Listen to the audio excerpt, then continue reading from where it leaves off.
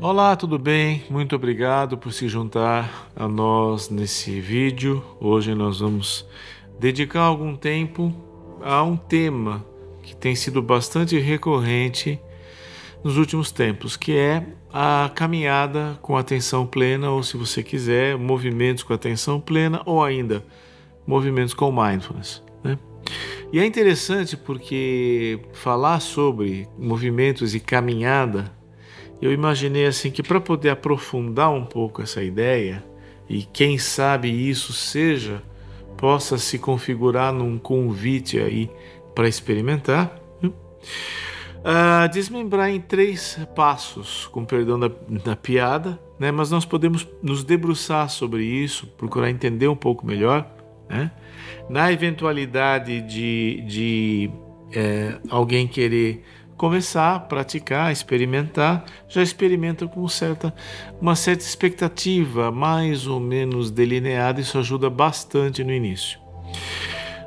Eu começaria dizendo que o primeiro passo, então, né, começa quando a gente pensa nas práticas contemplativas. As práticas contemplativas, nós temos desde uma prática parado, então com mínimo de movimentos, ou totalmente sem movimento. Total é meio difícil, né? Mas mínimo de movimentos e prestando atenção no presente momento. E na outra ponta você vai ter, a caminho disso, você vai ter outras práticas contemplativas. Você vai ter o Qigong, que são os movimentos, você fica em posturas específicas, parado. Você vai ter o Tai Chi Chuan também, que é uma arte marcial, mas é uma arte marcial ensinada muitas vezes com um enfoque muito grande em práticas contemplativas. E por fim o próprio Kung Fu, né? As artes marciais chinesas e as outras artes marciais frequentemente são transmitidas como uma prática de atenção plena de mindfulness, né? O caminhar com mindfulness, né, fica exatamente no meio do caminho entre uma arte marcial franca, explícita e aberta e uma prática sentada em posição de lótus com imobilidade. Fica bem no meio do caminho. Esse que torna muito interessante como uma prática, né? Então, o caminhar, na verdade, é um dos movimentos mais antigos que nós temos. Nós nascemos respirando. Depois nós aprendemos a falar e nós aprendemos a caminhar. E é muito antigo, né? Não é nenhuma novidade, então, para ninguém falar, olha, vamos caminhar. Puxa, não sei se eu sei caminhar. Claro que sabe. Caminhar você sabe. Mas, como toda atividade que é muito antiga, como toda atividade que já está batida, é muito fácil dela cair no piloto automático.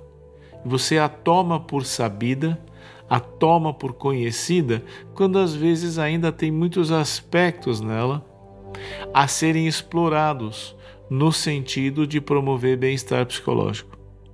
Então, apesar de ser já muito manjado, ainda assim é interessante. Aliás, a propósito, eu não sei se foi Anaxágoras ou Anaximandro, foi um daqueles filósofos gregos pré-socráticos, muito antigos. Um deles cogitou a hipótese de que o ser humano ficou inteligente porque começou a andar. Não foi o contrário. Que o ser humano ficou inteligente porque ele ficou em pé na pata de trás. Na pata de trás virou membro inferior, virou perna. E você tem mesmo hoje em dia, e aí você tinha a mão livre, os braços, as mãos ficavam livres para movimentos mais finos, mais intricados e que exigissem mais habilidade. Então o membro inferior ficou com o transporte bruto e o membro superior ficou com o movimento mais refinado, mais delicado, mais complexo. E mesmo hoje nas academias nós temos o seguinte: muitas vezes você vê os treinadores, os professores de educação física, ou os professores nas escolas mesmo, falam assim, olha, não deixe de exercitar as pernas, porque a tendência, né, as senhoras e senhoritas tendem a trabalhar um pouco mais com a cintura pélvica e os homens tendem a trabalhar mais com a cintura escapular. A cintura escapular é esse grupo de estruturas osteomusculares que ficam aqui na região do ombro, né? Ao passo que a cintura pélvica é aquele conjunto de ossos e musculatura que circundam a pelve, que circunda os quadris. Quadril? É isso. Né?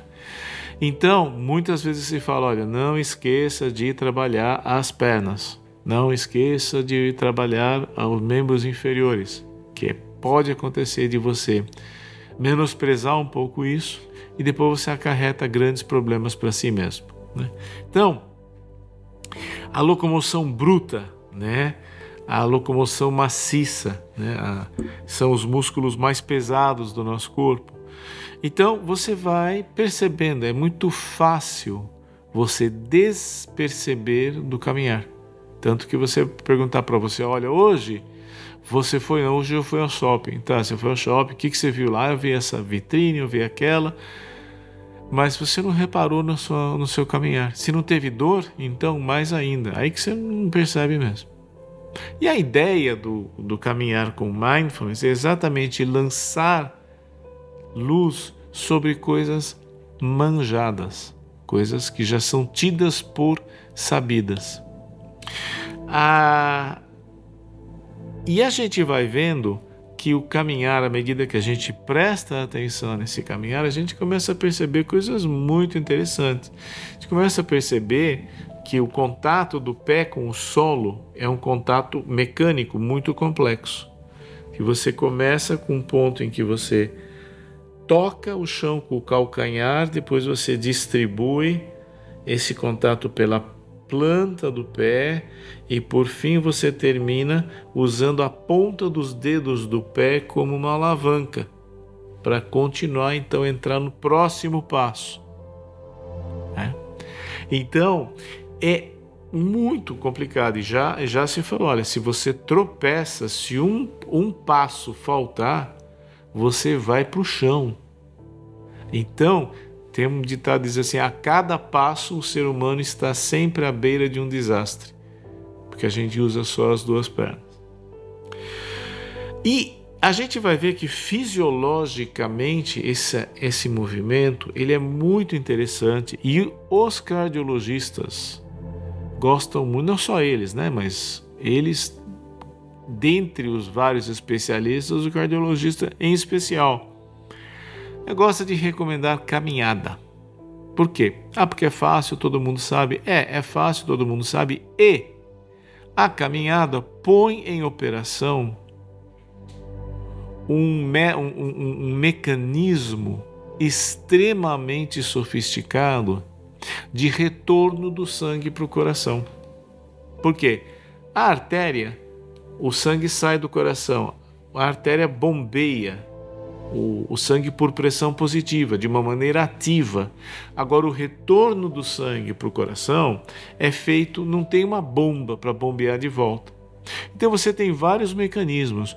Um dos mais importantes que existe é o tal do coração venoso do pé, chama assim, porque é uma estrutura que pega a panturrilha, a massa muscular da panturrilha. A panturrilha é a batata da perna, tá?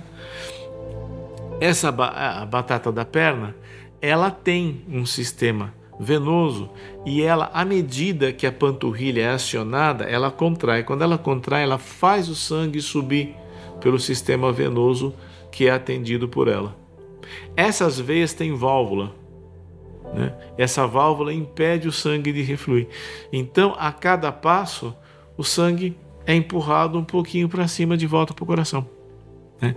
Então, as veias têm essa capacidade de ser um continente, né? Para ser uma estrutura que acolhe, que recebe o sangue e o sangue sobe. Tem essas válvulas e por fim você tem uma coisa chamada visa tergo e visa frontis. São dois princípios, né? Da questão daquilo que faz o sangue voltar. E o pé em si funcionaria como um recipiente distal, quer dizer, é o final. Se você olhar seu corpo, você vai ver que o pé é o fim do corpo. O coração está aqui no meio do peito. O pé provavelmente é a coisa mais distante do coração que tem e está contra a gravidade. Então, o pé, ele enche de sangue. À medida que você faz esse movimento que a gente falou, os músculos se comprimem, o sangue é expulso para cima para a panturrilha. Daí a panturrilha anda, expulsa para cima. E assim você tem um sistema de várias bombinhas jogando o sangue de volta. Esse sistema é extraordinariamente importante para a nossa circulação, inclusive para evitar coagulações, evitar uma série de complicações que podem advir de a gente ficar muito sedentário.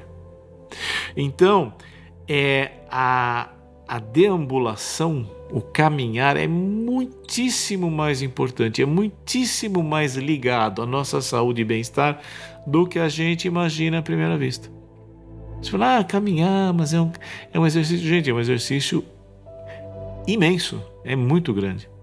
Caminhar é muito grande, é uma coisa muito grande. E as pessoas que caminham bem costumam gozar de boa saúde.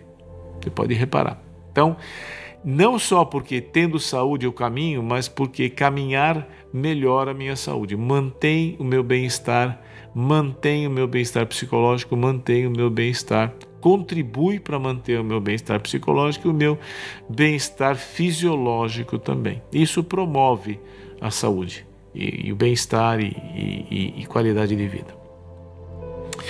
Enfim, o que a gente vai tendo é que, portanto, estou caminhando. Tá. Então, isso é o importante de recordar, que, pelo visto, as tradições intuitivamente foram escolhendo o caminhar por várias razões importantes e não apenas uma. Existe uma tradição que fala que o caminhar foi introduzido nas práticas contemplativas a partir do momento que você ia tendo pessoas que já não caminhavam, não andavam no dia a dia e ficavam sentadas muito tempo. Então foi preciso introduzir uma modalidade de acionamento desse sistema, porque senão ia dando cãibra, ia dando problema, ia dando varizes e uma série de outras coisas. Talvez, né? Faz sentido. Agora nós vamos passar para o segundo passo. A gente está falando em passos, né? É uma jogadinha aí, porque tem a ver mesmo com a caminhada. Que é atenção. Né? Fala de atenção. Que atenção que eu vou prestar?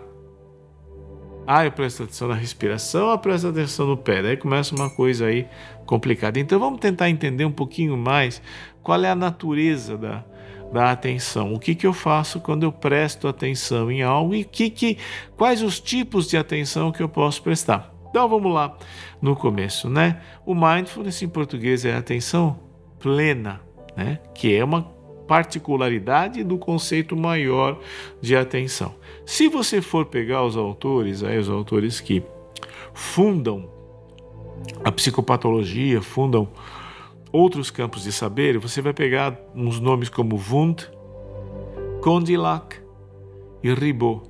E eles chegaram a formulações sobre atenção que são profundamente complexas, são extremamente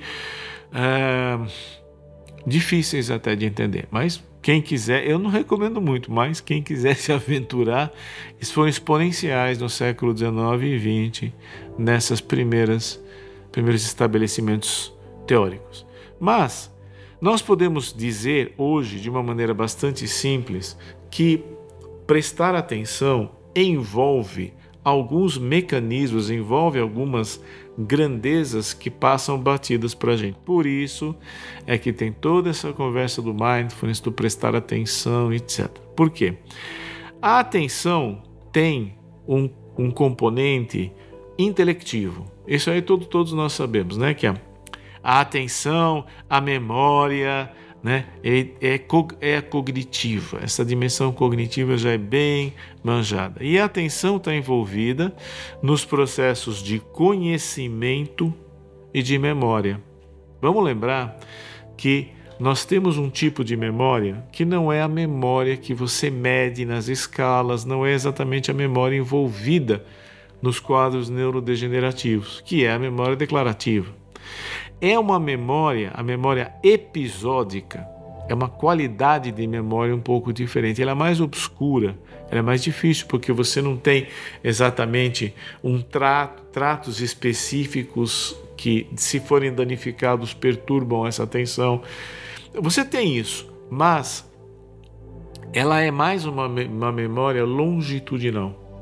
Ela é memória construída em cima de episódios autobiográficos. É uma memória autobiográfica.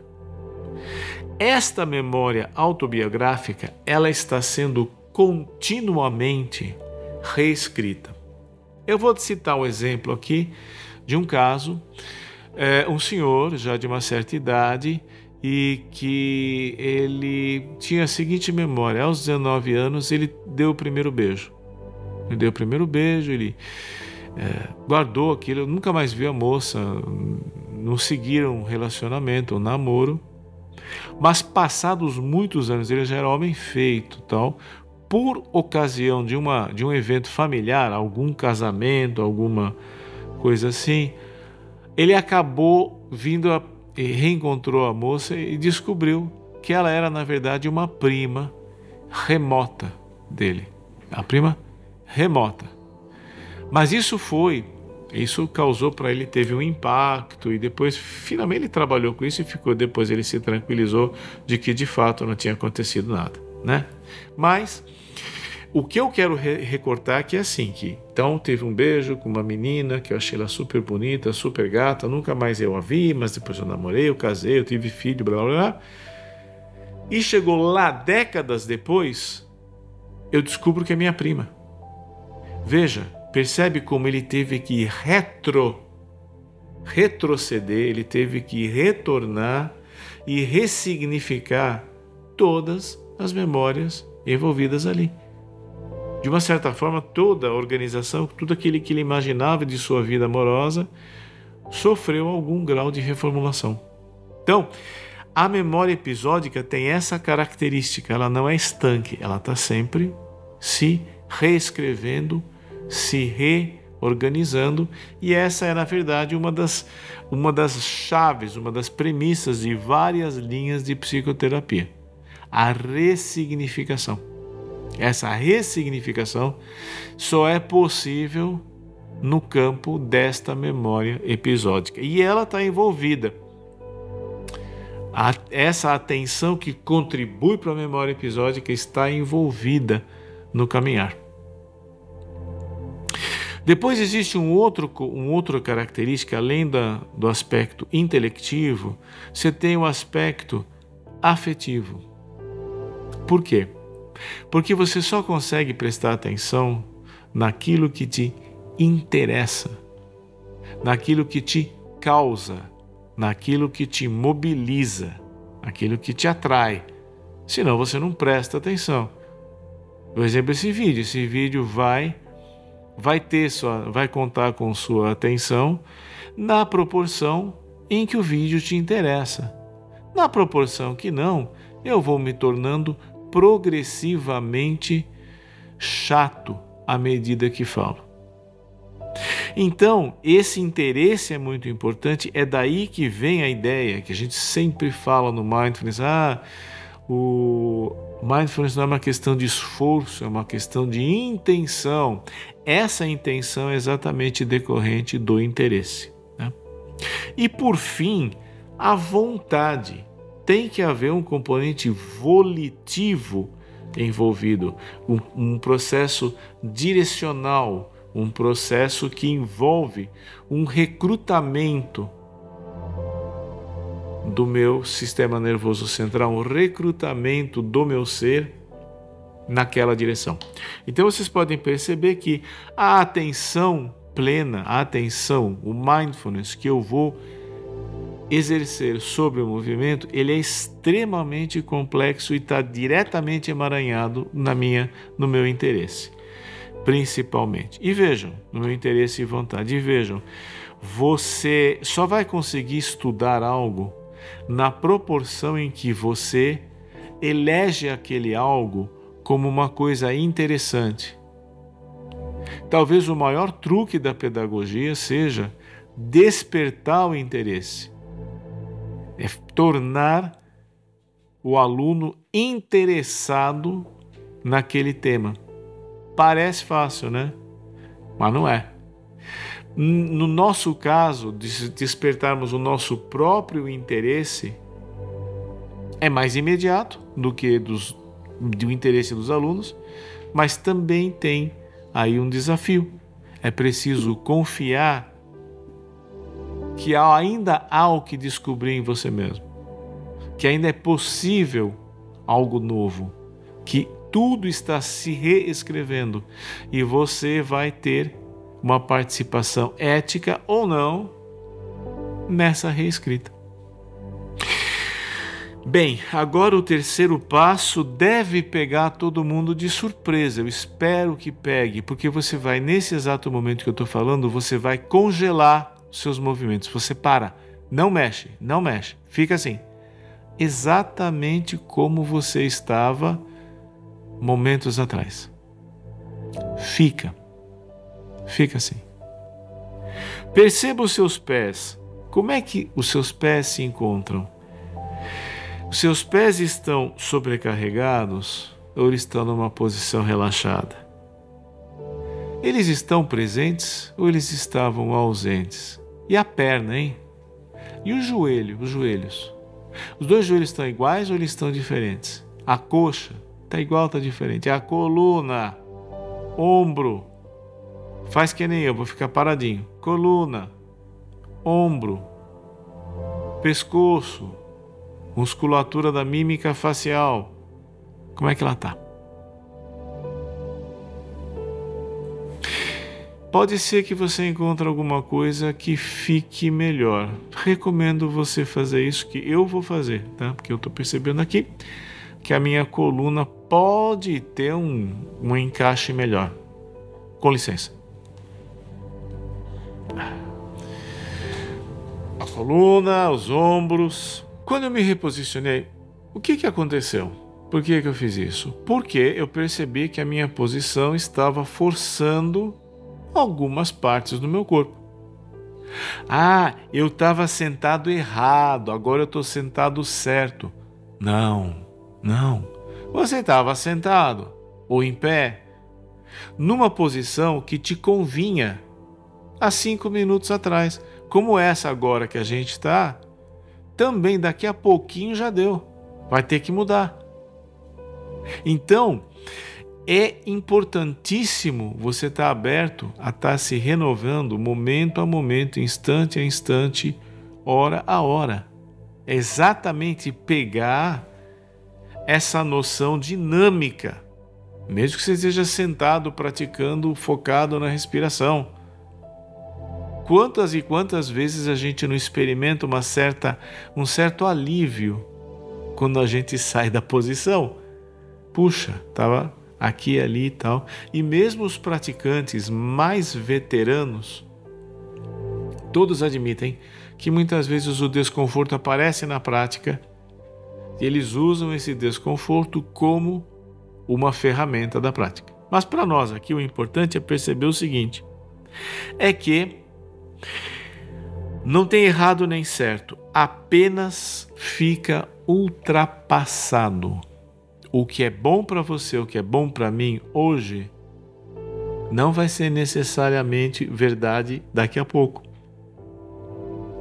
O que era essencial para mim no passado, o que foi fonte de um pesadelo subjetivo para mim, hoje perdeu completamente o sentido, obsoleceu, dá até uma nota melancólica na história toda, né? Então, se você quiser, você pode experimentar isso. Todas as práticas contemplativas você pode experimentar, começar por conta própria. Às vezes é até interessante. Eu não recomendo você tentar atravessar a sua vida fazendo práticas contemplativas sem um outro olhar, sem uma outra pessoa olhando. Por quê? Porque é como na musculação. Às vezes você está fazendo um movimento torto. Então é importante ter uma pessoa que fala, você está forçando mais esse lado do que aquele. Não, convém equilibrar mais, etc. Dobra menos, dobra mais, assim por diante. Então, Você pode olhar, tem vários vídeos, tem vários professores, vários instrutores, pessoas muito generosas aí, compartilhando as coisas, algumas muito boas, outras pessoas já não. E você vai filtrando, você vai percebendo quem realmente é idôneo para poder conduzir as coisas, te ajudar, quem tem um interesse genuíno e quem não. Então, sinta-se muito livre. E eu vou deixar para você um spoiler, né? Quando você tiver praticado bastante, você vai ver o seguinte: você vai ver que, depois de um tempo, o tempo todo, você só esteve às voltas com uma respiração e um passo. A não ser na vez que você brincou de corrida de saco, ficou pulando que nem canguru, o resto da sua vida você passou caminhando uma perna de cada vez. Uma respiração, uma perna, um passo. Isso é o máximo que nós podemos e é o mínimo que nós podemos fazer como seres humanos. Tá? Muito obrigado. Se você curtiu esse vídeo, por favor compartilhe, dê um like. Nós temos aqui no rodapé, nós temos a chave Pix. Seus comentários, o seu compartilhamento ajuda bastante o desenvolvimento da nossa estrutura e do nosso trabalho. Muito obrigado. Não desista de si mesmo. Forte abraço.